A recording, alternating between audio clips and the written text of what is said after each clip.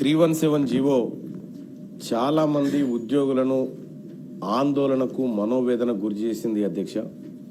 రాష్ట్రపతి ఉత్తర్వులకు వ్యతిరేకంగా ఈ జీవోను తీసుకొచ్చారనేటువంటి ఆవేదన ఉద్యోగస్తుల్లో ఉండింది. చాలామంది ఉద్యోగస్తులు తమ స్థానిక జిల్లాలను వదిలి వేరే జిల్లాలకు బదిలీ అయిపోయి, అంటే ఒకసారి ఈ జిల్లా నుంచి వేరే జిల్లాకు బదిలీ అయితే మళ్ళీ ఆ జిల్లాకు వాపసు వచ్చే అవకాశం ఉంటుండే. కానీ ఈ 317 ద్వారా శాశ్వత ఉద్యోగులుగా అక్కడే పర్మనెంట్గా ఉండిపోవాల్సినటువంటి దుస్థితి నెలకొంది అధ్యక్ష. భర్త ఒక చోట, భార్య ఒక చోట. ఇందులో అధ్యక్ష ఒక విషయం చూస్తే ప్రభుత్వ ఉద్యోగాల్లో స్థానికులు స్థానికేతరులు అనే అంశం ముల్కీ ఉద్యమం నుంచి ప్రత్యేక తెలంగాణ ఉద్యమం వరకు చాలా కీలకమైన అంశంగా నిలిచింది అధ్యక్ష. ఇదే అంశం ఇప్పుడు తెలంగాణ రాష్ట్రంలో మరోసారి ఉద్యోగుల్లో ఆందోళన గురి చేస్తూ ఉంది. ఇంకా సమస్య ఎక్కడేసిన గొంగడు అక్కడ లెక్కనే ఉంది. కొంతేదో ఆ సమస్య పరిష్కారానికి రాష్ట్ర ప్రభుత్వం కేబినెట్ సబ్ కమిటీ ద్వారా ఏదో ప్రయత్నం చేసినప్పటికీ కూడా ఇంకా పూర్తి స్థాయిలో ఆటి 317 భయాందోళనలు ఇంకా తొలగిపోలేదు అధ్యక్ష. 2018 సంవత్సరంలో ప్రభుత్వం ఉద్యోగాల కేటాయింపులో అప్పటి రాష్ట్ర ప్రభుత్వం కొత్త జోనల్ వ్యవస్థను ప్రవేశపెట్టింది. రాష్ట్ర విభజనకు ముందు వరకు తెలంగాణలో మొత్తం 10 జిల్లాలు జోన్ 5, జోన్ 6 కింద ఉండేటి అధ్యక్ష. ఆ తర్వాత 33 జిల్లాలు ఏర్పాటు చేసిన తర్వాత 7 జోన్లు 2 మల్టీ జోన్లు చేసింది అధ్యక్ష.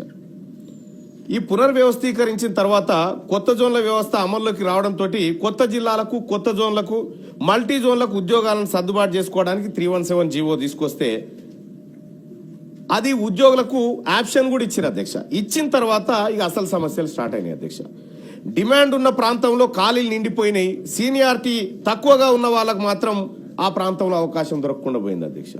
వాళ్ళ స్థానికంగా సొంత జిల్లా అయినప్పటికీ కూడా వాళ్ళకు ఆ పోస్టింగ్ లభించలేదు అధ్యక్ష. ఇక ఇదిగాక నీటిపారుదల శాఖ అధ్యక్ష, ఆ ఉద్యోగులకు ఆ శాఖ పునర్వ్యవస్థీకరణ జరిగిందని కనీసం ఉద్యోగుల దగ్గర ఆప్షన్ కూడా లేదు అధ్యక్ష. నీటిపారుదల శాఖకు సంబంధించినటువంటి అంశం. ఇక ఉద్యోగులను స్థానికత కూడా చూడకుండా వాళ్ళని ఇతర జిల్లాల్లో కేటాయించారు. కానీ స్థానికత ఆధారంగా జరగలేదు. కేవలం ఉమ్మడి జిల్లా సీనియారిటీ ఆధారంగా ఉద్యోగుల సర్దుబాటు చేశారు అధ్యక్ష. అది ఎట్లా పడితే అట్లా చేసుకుంటూ పోయారు అధ్యక్ష.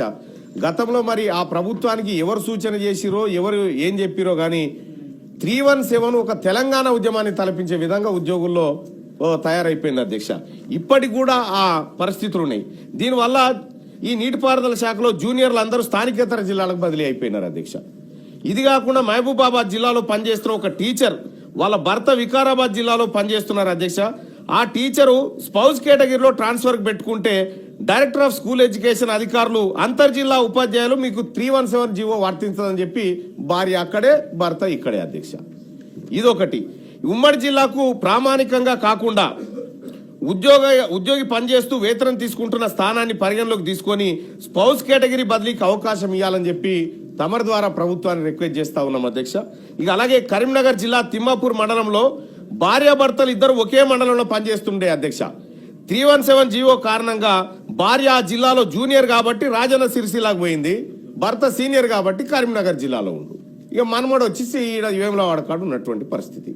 అంటే భార్యాభర్తలని ఇట్లా కుటుంబాలను కూడా అనేక రకాలైనటువంటి ఇబ్బందులకు గురి చేసింది అధ్యక్ష 317 జీవో. అచ్చంపేట నుంచి ఆదిలాబాద్కు, ఒకరు ఆదిలాబాద్ నుంచి ఈ వనపర్తి జిల్లాకు ట్రాన్స్ఫర్ అయ్యారు అధ్యక్ష. ఈ రకంగా ఈ ఉద్యోగుల బదిలీ వ్యవస్థ ఏదైతే ఉందో 317 ద్వారా అది సరైన విధానంలో జరగలేదు. సో గత ప్రభుత్వం చేపట్టినటువంటి ఈ పొరపాటును ప్రస్తుత ప్రభుత్వం సరిచేసే అవకాశం ఎంతవరకు ఉంది, ఎప్పటిలోగా చేస్తారు, అసలు 317 బాధితులకు ఈ రాష్ట్ర ప్రభుత్వం ఇవ్వబోతున్న భరోసా ఏందనేది తమ ద్వారా నేను ప్రభుత్వం ఉంది. కోదండరామ్ రెడ్డి గారు.